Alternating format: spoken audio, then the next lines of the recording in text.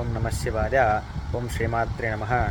మనము ప్రతిరోజు కూడా నిత్యము లలితా సహస్రనామ స్తోత్రమును పారాయణ చేస్తూ ఉంటాం. అంటే కొంతమంది నిత్యము పారాయణ చేస్తూ ఉంటారు, లేదా కొంతమంది శుక్రవారాల పూట, లేదా కొంతమంది పౌర్ణమి రోజున ఈ యొక్క లలితా సహస్రనామాన్నంతా కూడా పారాయణ చేస్తూ ఉంటారు. కాకపోతే ఈ లలితా సహస్రనామ పారాయణ ఎలా చేయాలి, దీని వెనక ఉండేటువంటి ఆంతర్యం ఏమిటి, అసలు ఎలా పారాయణ చేస్తే అమ్మవారు త్వరగా ప్రసన్నం అవుతుంది అంటే మనకి శాస్త్రం ఒక మాట చెప్పింది. బాలభావానుసారేణ మమేభిః విచేష్టితౌ మాతృవాత్సల్య సదసాం యథేచ్ఛసి తదా కురు. అంటే అమ్మ, నేను చిన్నపిల్లవాడితో సమానము. ఒక చిన్నపిల్లవాడు ఎలాగైతే తప్పులు చేసిన ఒక తల్లి ప్రేమతో ఎలా అయితే క్షమిస్తుందో, నేను కూడా నీకు బిడ్డలాంటి వాడినమ్మా, నీవు నాకు తల్లి లాంటి దానివి. నేను చేసేటువంటి చిన్న చిన్న తప్పులు కూడా నన్ను బిడ్డ అనేటువంటి భావనతో అవన్నీ కూడా క్షమించమ్మా అని చెప్పేసి ఎవరైతే లలితా సహస్రనామ పారాయణ చేస్తారో అమ్మవారు నిత్యము కూడా వారితోటే ఉంటుంది అని చెప్పి మనకి శాస్త్రము.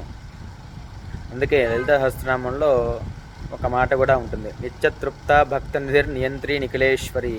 అమ్మవారు నిత్యము ఎప్పుడు తృప్తితో ఉంటుంది అంటే ఈ యొక్క భావనతో ఎవరైతే అమ్మవారిని ఆరాధన చేస్తారో, అలాగే భక్తితో అమ్మవారి ఆరాధన చేస్తారో అమ్మవారు ఎల్లప్పుడూ కూడా వారితోనే ఉంటుంది అని చెప్పి మనకి శాస్త్రము. కాబట్టి అందరూ కూడా యథావిధిగా స్వరలోపం లేకుండా అందరూ కూడా ఈ లలితా సహస్రనామ పారాయణ అనేటువంటిది చేస్తూ ఉండండి నిత్యము. అలాగే ఈ లలితా సహస్రనామంలో ఉత్కృష్టమైనటువంటి ఒక నామం ఉంది. ఏమిటి అంటే శ్రీమాత్రే నమః.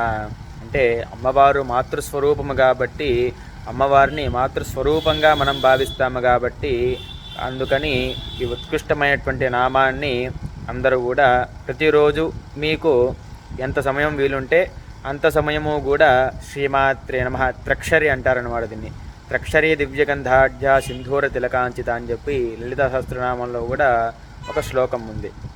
ఈ అమ్మవారిని ఎప్పుడు త్రక్షరీతో శ్రీమాత్రే నమః అనేటువంటి స్తుతితో అమ్మవారిని ఎల్లప్పుడూ ధ్యానం చేస్తుంటారో, వారి చెంతనే ఒక తల్లి బిడ్డకు ఎలా అయితే రక్షణ ఇస్తుందో అమ్మవారు వారికి అటువంటి రక్షణ ఇస్తుంది అని చెప్పేసి మనకి శాస్త్రము. కాబట్టి ఈ లలితా సహస్రనామం పూర్తిగా చదవలేనటువంటి వారు అమ్మవారి నామాన్ని చదివిన చాలును భక్తితో ఆ లలితా సహస్రనామం చదివినంత ఫలితాన్ని అమ్మవారి ఇస్తుంది అని చెప్పి మనకి శాస్త్రము. కాబట్టి అందరూ కూడా నిత్యము ఈ త్రక్షరిని పఠిస్తూ ఉండండి. ఓం నమ శివాయ. ఓం శ్రీమాత్రే నమః.